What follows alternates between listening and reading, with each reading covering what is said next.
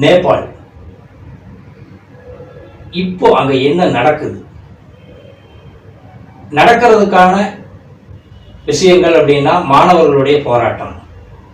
அப்புறம் இந்த மாணவர் போராட்டத்துக்கான தூண்டுதல் என்ன அப்படின்னா டிஜிட்டல் ஊடகங்களை வந்து இவங்க முடக்குனது.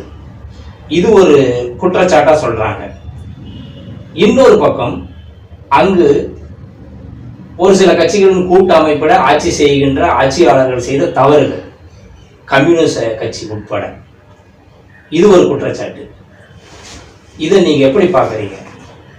நீங்க சொல்ற கருத்துக்கள் மூலமா தான் எங்களுக்கு ஒரு விழிப்புணர்வும் எங்களுக்கு ஒரு புரிதலும் வரும். அக்மீடியா நேயர்களுக்கு நீங்க என்ன சொல்றீங்க?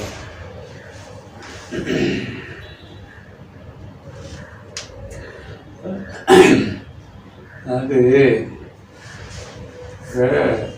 நேபாள் அப்படிங்கிறது இந்த ஒரு கிட்டத்தட்ட 8ஆம் தேதியிலேருந்து நினைக்கிறேன், இன்னைக்கு தேதி 13 ஒரு வாரமாக பார்த்தீங்க அப்படின்னு கேட்டிங்கன்னா 5ஆம் தேதி 8ஆம் தேதி அவங்க வந்து அப்படியே ஒரு போராட்டம் அறிவிக்கிறாங்க. அந்த மாணவர்கள் போராட்டத்தில் வந்து பார்த்தீங்கன்னு சொல்லிச்சுன்னா ஒரு 19 பேர் சுட்டுக் கொல்லப்பட்டுட்டாங்க. அதை விட்டு கலவரம், இந்த கலவரம் வந்து பார்லிமெண்ட்டை தீ வைக்கிறது, நீதிமன்றம், அப்புறம் பார்த்தீங்க அப்படின்னு கேட்டிங்கன்னா முன்னாள் பிரதமருடைய மனைவி தீ வச்சு இதில் தீக்காயத்தோடு இறந்து போனது, ஃபினான்ஸ் மினிஸ்டர் அப்படின்னு சொல்கிறவங்கள அடிச்சு தூக்கி போட்டுடுறாங்க, ஜனாதிபதி மாளிகை உட்பட தீக்கிரையாயிருக்கு.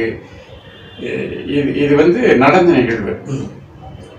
இப்போ என்ன வருது அப்படின்னு கேட்டிங்கன்னு சொன்னீங்கன்னா, இதை வந்து அங்கே வந்து கிட்டத்தட்ட அந்த பிரசண்டாக இவங்க வந்து மன்னர் ஆட்சி முடிந்து ஒரு அரசியல் சட்டம், அதாவது ஜனநாயகமாக குடியரசாக ஒரு அரசியல் சட்டத்தின் அடிப்படையில் வந்து ஆட்சி என்பது கடந்த 10 நினைக்கிறேன் 15 ஆண்டுகளாக வருது. ஆனால் இத்தனை ஆண்டுகளில் வந்து தொடர்ச்சியாக எந்த ஒரு கட்சியும் தன்னுடைய அந்த ஆட்சி ஆண்டு முடிகிற வரைக்கும் ஆள் இல்லை.